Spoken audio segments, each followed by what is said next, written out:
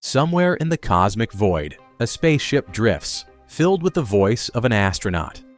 He is consoling a woman who remains on Earth, promising that he will return very soon. He lists the things he will miss during his journey, but above all, he will miss his little sister, a blue-eyed artist who will grow up without him and will surely achieve great success. Meanwhile, on Earth, in a small unnamed town in the French countryside, his sister Elsa stops to paint a large letter F on a black astronaut statue prominently displayed at the entrance to the village. She also works as a nurse at a local retirement home and always keeps her sketchbook close to capture anything that interests her. That day, she reports on a patient's condition to her colleagues when her friend and coworker teases her for an awkward phrase she uses. Elsa starts to explain what she meant using a drawing, but her supervisor scolds her. However, Elsa does not stop. She finally finishes her workday and heads home, where it is revealed that her supervisor is also her mother. Elsa greets her younger brother Vincent and hurries to the basement, which serves as her father's office. They exchange news, although, as always, there is nothing new to tell. Her father asks Elsa to stop painting the Frank monument, explaining that it is vandalism. He adds that the town's mayor has repeatedly asked him to keep his disobedient daughter in check. Elsa, however, becomes angry and blames her brother Frank for disappearing 3 years ago without an explanation. Later that night, Elsa tells her younger brother about the moments she spent with Frank. They used to talk a lot and imagine a huge spaceship coming to take them away, bidding farewell to their parents before setting off on an adventure far from home. Unlike Elsa, Vincent barely remembers Frank, but he listens to her stories intently. Their conversation is interrupted by the voice of their mother, reminding them that it is time for Vincent to go home. Before he leaves, Elsa suggests they look at the stars one last time and laments that a streetlight makes it impossible to see them clearly. Vincent suggests breaking the light. While they are working on it, Elsa suddenly hears Frank's voice and jumps up, not knowing where it is coming from. At that moment, Vincent turns off the streetlight and both siblings freeze, stunned by the overwhelming grandeur of the star-filled sky. The next day, Elsa resumes her routine at the retirement home. She performs her duties diligently, cleaning, bathing, and dressing an elderly woman who thanks Elsa and calls her beautiful. The woman shares the recipe for her favorite dish, which she remembers vividly, although she does not recognize her husband, Mr. Levin, when he visits her later. Elsa's friend announces that she will be moving to another city with her brother, leaving Elsa deeply upset. Out of kindness, Elsa offers to take Mrs. Levin. That night, Elsa goes to a youth club. Even as she dances and has fun, she continues to draw during breaks. On her way home that night, she sees a large dog standing in the middle of the road, looking at her as if waiting for her. Elsa gets out of the car and follows the dog into an alley, where she finds a woman lying on the ground. Checking for signs of life, she discovers the woman is alive, but drunk and probably homeless, since it seems she often sleeps there. Elsa returns to her car feeling uneasy. Instead of going home, she drives up the hill where she and Vincent admired the stars. She cannot stop thinking about Frank's voice. Sitting in the same spot, she suddenly hears it again. This time, the voice does not fade away. Frank tells her he is glad to hear her. Elsa asks where he is, and Frank explains that his spaceship went off course. Now he is surrounded by darkness and emptiness, with no surviving crew members. The voice Elsa hears comes from mysterious beings that surround him. They are everywhere, even in his mind. Frank fears he is dying. The beings told him there is a way for him to return, but only Elsa can make it happen. To begin, she must find a seed that will allow them to communicate. It is nearby, under her feet. Elsa searches and soon finds a transparent capsule with a peculiar stem, a seed among the stones. She inserts it into her ear, and Frank's voice immediately becomes clearer. He confesses how much he misses her and Elsa tells him about the statue erected in his honor. The next morning, Elsa wakes up at home feeling a liquid dripping from her ear. Panicking, she runs to the bathroom to remove the seed, but it seems to have taken root. She pulls out a long, white, fibrous thread, and as she tries to yank it out, she suddenly hears a voice telling her to stop. Elsa, thinking she imagined it, continues pulling more of the thread and prepares to cut it with scissors. The voice repeats the order and punishes her with a painful sound that strikes her eardrums. Elsa collapses on the floor, calling out to Frank. However, the voice informs her that he is inactive. The beings have put him to sleep because of the low oxygen levels surrounding him. Now present in her mind, the beings explain that they need her just as much as she needs them. They promise to bring her brother back if she follows their demands. Their main rule is that she must not tell anyone about them. At that moment, Vincent enters the bathroom and sees Elsa is not well. She lies, dismisses his concerns, and sends him away. The voice asks Elsa to follow a path only they can see. In return, they promise to bring Frank back. They explain they need 5 bodies, and Elsa has 3 days to find them and take them to the designated place. Elsa drives to a spot in the woods and begins to walk along the path visible only to the beings. To ensure she can find it again, she marks the path with paint. Elsa obediently follows every instruction, but the being suddenly asks what a reen is. Elsa realizes the creatures can easily read her thoughts. She calmly explains the meaning of the word. The being tries to apply the term to the current situation, trying to figure out who the villain is. Tired of this philosophical reflection, Elsa tells them to be quiet. Suddenly, the voice orders her to stop walking, explaining that she has strayed off course. Elsa argues that a tree grows in that specific spot, but the voice insists that the path must be exactly there. She inspects the tree while the beings tell her that her brother is directly behind it. She returns to town and goes to a carpentry workshop where her acquaintance Augustin works. He explains that the tree requires proper documentation before it can be cut down. Elsa pleads with him, insisting that it is just a tree. Augustine points to his boss, Jordan, who has the authority to decide. Eventually, Elsa convinces the men to help. They take a saw and head into the forest with her. Upon arriving, Jordan asks why they need to fell that specific tree.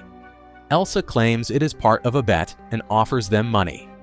Jordan refuses and begins the work.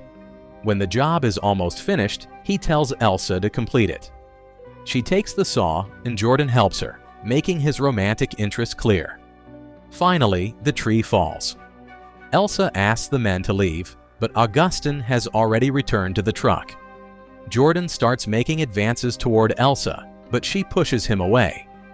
He tries to force himself on her, and Elsa reaches for the nearby saw. At that moment, Augustin reappears, shouting at Jordan.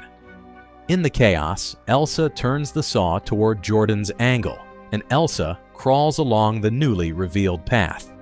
Looking back, she sees no one following them to the site and finds Augustin's cap.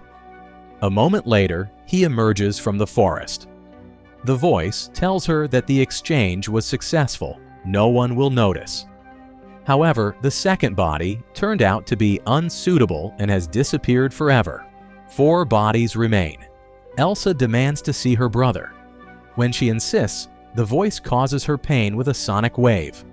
They remind her that they now have Augustin and can also take her if she resists. Suddenly, Elsa finds herself on board a desolate spaceship, walking through its corridors. She sees her brother Frank asleep, touches his face, and feels his grown beard. The scene seems to transport her to a comic she drew as a child. Frank's voice reminds her of the comic and how she forbade him from looking at it. Nevertheless, he secretly sent it to a youth competition, where it was rejected. Now Frank asks how her artistic pursuits are going, adding that he will be proud of her when he returns. Time runs out, and Elsa returns to reality. She and Augustine go back to town. Elsa cannot understand why it must be her who decides. She tells Augustine to say that Jordan left and will not return, and also insists that he keep smiling to maintain their facade of normalcy. Later, the voice informs Elsa that she only has 3 days left and that the transition cannot last any longer. Elsa's mother treats her scratches from the forest, while Elsa goes to the storeroom and finds Frank's clothes. Vincent tells her Frank will never return. Intrigued, he asks why Elsa draws people. She does not answer directly, but instead asks him whom he would sacrifice to bring Frank back. The boy thinks it over and concludes it should be people with terminal illnesses or those without a fulfilled life. The next day, Elsa arranges a trip to the forest for the seniors under her care. She splits them into groups and leads 3 people down her path, explaining that the walk is good for their health. The seniors complain but follow her. The voice assures Elsa they will feel no pain and will not notice anything. However, when 2 of them have already passed the tree, the last senior trips and falls. Elsa rushes to him, but the other group members arrive, canceling the exchange. Later, Elsa's mother scolds her for being careless, reminding her that she is responsible for caring for the elderly and that a trip to the woods was dangerous. Her mother wonders what is wrong with Elsa and why she cannot seem to pull herself together. Finally, she tells her that this is not her life. She and Elsa's father have been deeply affected by Frank's disappearance, taking many pills to cope. Elsa's mother admits that she sees her son everywhere, but they must move on. Elsa, being young and full of potential, should focus on being happy. Later, the voice explains to Elsa that the beings do not die. They transition from one life to another. They reach the end of one path and begin a new one. They want to be human so they can feel and live in the moment. They insist that living without dying is not truly living. The beings just want to exist. At the lake, Augustine finds Elsa and tells her that a man on a motorcycle arrived that morning looking for his brother Jordan.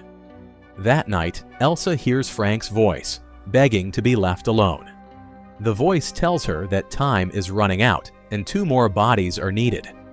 Elsa begs them to stop pressuring her, saying she is trying to manage everything.